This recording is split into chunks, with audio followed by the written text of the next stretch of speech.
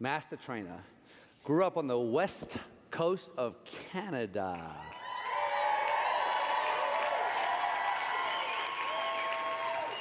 She lives on Vancouver Island in a small town called Nanaimo. Anyone from Nanaimo?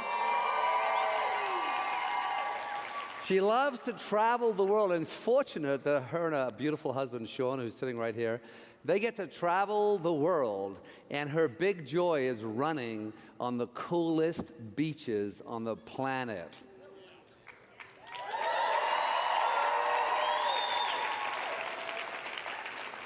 She is a wife, a mompreneur, $1 million earner for her company. Ooh. And she is deeply passionate about helping others to love life and create freedom. Ladies and gentlemen, please help me welcome to the stage, Carrie Lynn Owens. Doesn't kill you, makes you stronger. Stand a little taller. Doesn't mean I'm lonely when I'm alone. What doesn't kill you makes a fire. Footsteps deeper higher. Doesn't mean I'm over. 'Cause you're gone. What doesn't kill you makes you stronger, stronger. Just me, myself, and I. What doesn't kill you makes you stronger. Stand a little taller.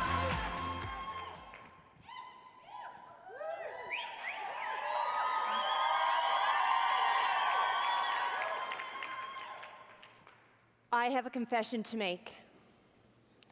But first, I want you to make one to me. How many of you have ever resisted something that you knew would move you forward, but were too afraid to take the next step? Raise your hands. Thank you. Well, me too. The truth is, the entire time I was preparing my talk to lean in from a place of strength, not struggle, I was stuck in the struggle.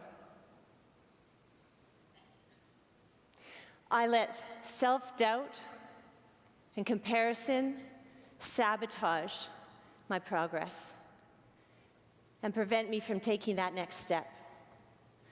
Who has ever been stuck in the struggle?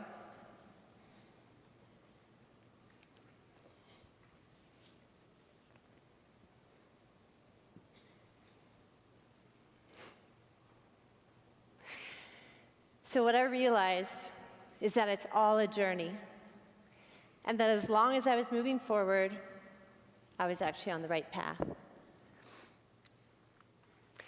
A couple of years ago, I was training really hard for my half marathon in Eugene, Oregon. I actually felt pretty good about it. I was feeling strong.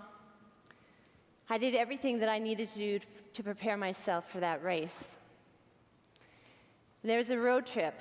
A bunch of friends and I, we got in the car to go down to the race. And we got talking. And all of a sudden, the times came up. There's a little bit of comparison that went on. For whatever reason, I felt that I could shave 15 minutes off my race time like that. Now, I don't know if there's any runners out here in the audience, but I tell you, hey, 15 minutes is crazy, don't you think? I was convinced, though, that I'd be able to keep up with my friends. And that's what I set out to do. So at the start of the race, the crack of the gun, off I went. And I gave it everything that I had. And I tell you, it was a lot tougher than I'd ever imagined.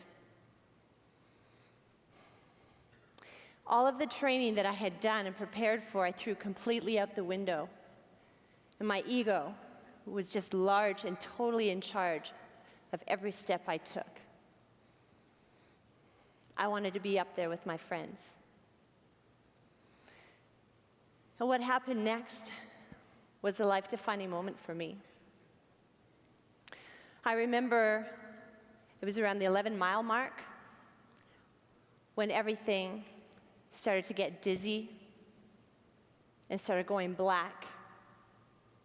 and I collapsed.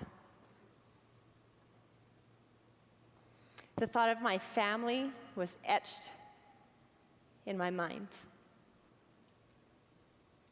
I was scared for my life.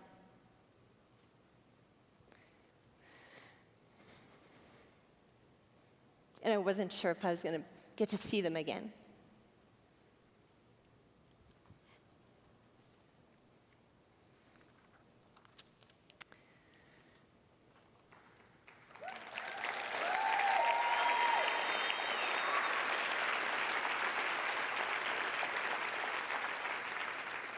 How many of you have ever fallen before?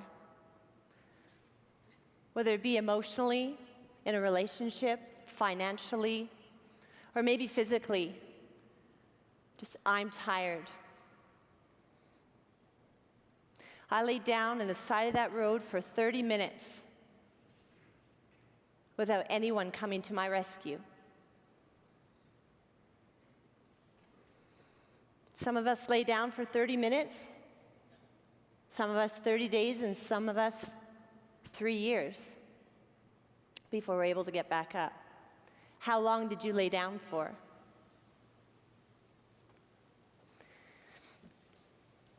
When I realized that nobody was coming to get me, this was my life, this is my race, and this is your life.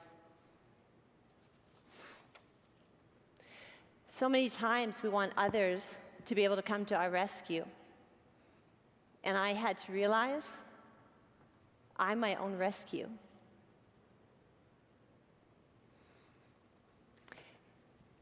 Where I had fallen, I don't know if it was because nobody could see me or if I was in a dark place. I do remember I was in a mud puddle.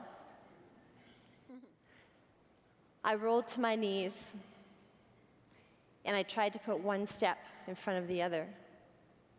And I barely had the strength to lift myself up. And when I looked up, everything was still spinning around me. I fell back down. Went to my knees again, tried to get up one more time.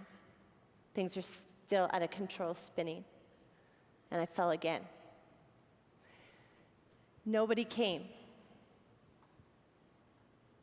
And that's when I realized I needed to get up, and it was my race to finish.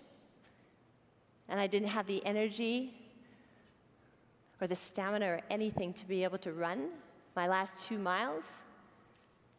But I committed to taking one step in front of the next, and to continue on until I crossed that finish line. My goal of shaving 15 minutes off didn't quite happen. I think I had an all-time record for the longest half marathon in history. You know,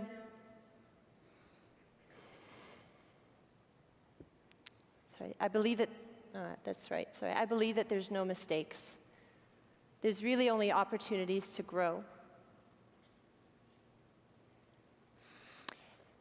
And I'm a stronger person today because of the struggles that I've been through. And it's my responsibility, it's our responsibility to take that next step and to keep moving forward. So you might not run the whole journey fast, or really even in the time that you thought. It might take you longer. But the finish line is waiting for you,